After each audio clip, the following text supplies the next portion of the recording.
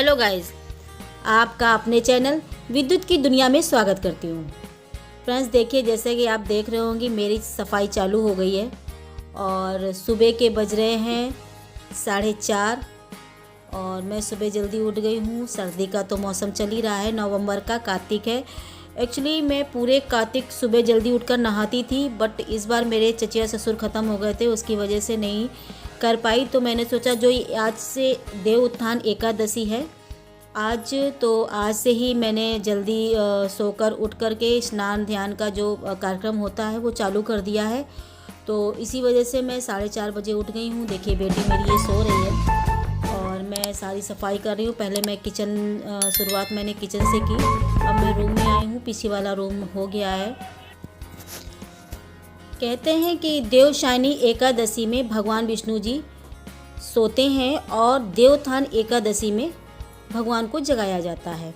तो वही आज की पूजा होगी, पूजा भी मैं दिखाऊंगी आपको। अभी तो फ़िलहाल मैं झाड़ू लगा रही हूँ और पूरी सफाई कर रही हूँ। इसके बाद मैं आंगन में जाऊँगी, आंगन में झाड़ू लगाऊँगी। तो आज से ही मेरे व्रत भी चालू हो गए। 5 दिन तक मैं व्रत रहूँगी, ये कार्तिक पूर्णिमा तक। जब कार्तिक पूर्णिमा हो जाएगी उस दिन मैं अपना व्रत पारायण करूँगी। और कहते हैं कि कार्तिक पूर्णिमा में तुलसी की पूजा का बहुत ज़्यादा महत्व है। तो तुलसी जी की पूजा बहुत ज़रूरी होती है। इस दिन, आज के दिन शालिग्राम और तुलसी जी की शादी भी होती है, शादी भी की जाती है। वही पूजा हम लोग शाम को करेंगे।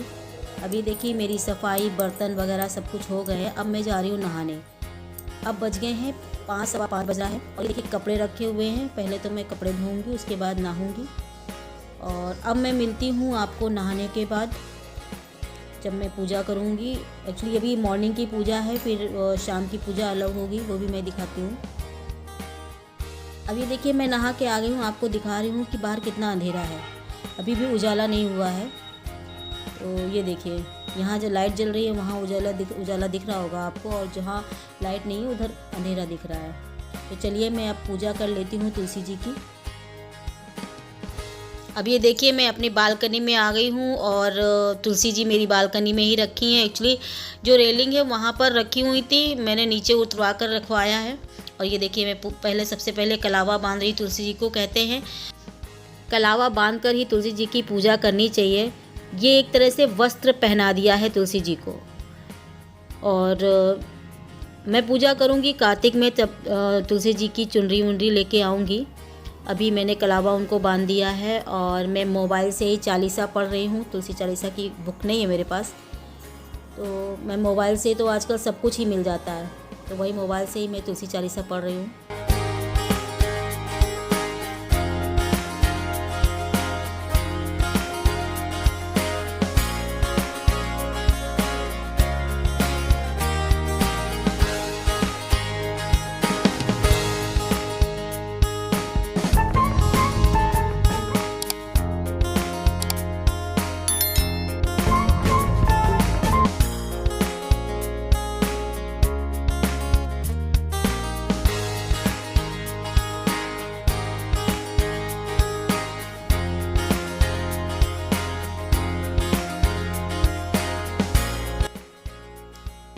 अब ये देखिए शाम का वक्त हो गया है और तुलसी विवाह की तैयारियां चालू है। चौक लगा रही है मेरी देवरानी, ऊपर आ गई है, वो नीचे रहती है, वो ऊपर आ गई है, वो चौक लगा रही हैं। और अभी आपको दिख नहीं रहा होगा, जैसे जैसे ये चावल के ऐपन बनता है उसकी चौक लगाई जाती है, तो जैसे जैसे ये सूखेगा वैसे वैसे इसकी सफ़ेदी दिखेगी। तो ये देखिए चौक लगा रही है और इस तरह से 7 लाइनें खींची जाती हैं 7 भौरे के लिए। इसकी 7 भौरे होती हैं शादी में, वही चीज़ें 7 लाइनें ऐसे खींची जाएंगी ऐपन से ही। एक्चुअली पहले क्या होता था कि मंदिर से ले करके बाहर तक बनाई जाती थी, लेकिन मैंने इस बार क्या किया कि तुलसी पास में रख कर ही, और शालिग्राम भी ले आई थी, शालिग्राम भी हैं और उनके चरण पादुका वहाँ बना करके यहीं पास में ही रखवा दूँगी, ज़्यादा दूर जाने की ज़रूरत नहीं पड़ती है। ये देखिए चौक पूरी 7 लाइनें खींच करके, अब देखिए चरण पादुका बना रही हैं विष्णु जी के।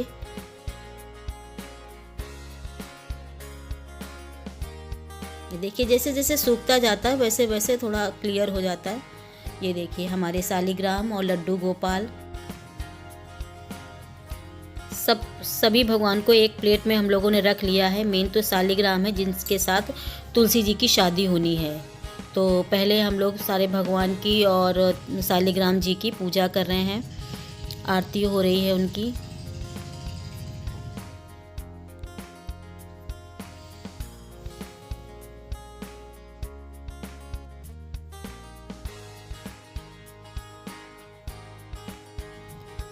ये सब रीति रिवाज भी काफ़ी अच्छे लगते हैं। हर जगह अपनी अलग अलग प्रथा होती है पूजा करने की, कोई किसी तरीके से करता है।